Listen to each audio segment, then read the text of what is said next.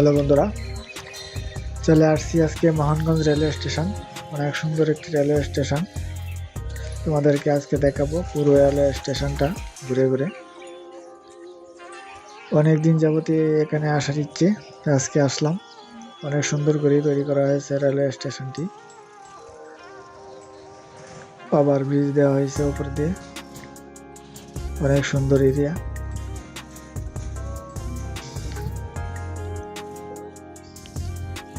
অনেক সুন্দর পরিবেশের মাঝখানে রেলওয়ে স্টেশনটি অবস্থিত। এই যে সুন্দর একটি রেলওয়ে স্টেশন।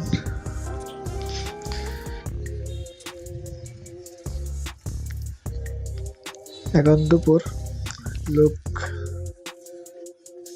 লোকের সমাগমটা কম। বিকেল হলেই লোকের সমাগমটা বেশি থাকে। সকালে বিকেলে ট্রেন যখন যায় তখন রাত্রে। এখন পুরো স্টেশনটি ফাঁকা।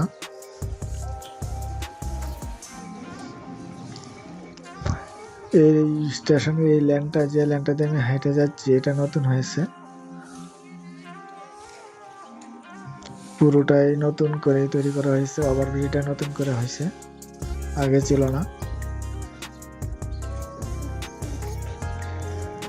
আমি রেলওয়ে স্টেশনে একবারে শেষ মাথায় যাব।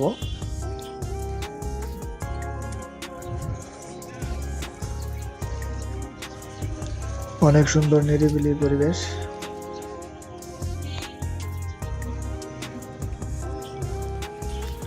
বিকেল এবং সকালে হাজার হাজার লোক থাকে।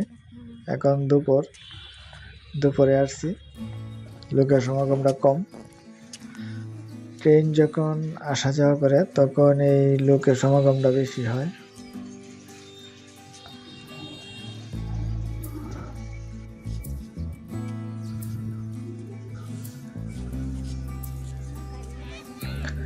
ছোট ছোট বাচ্চাদের কিচিরমিচির শব্দ, খেলাধুলা করতেছে বাচ্চারা রেলের স্টেশনের পাশেই।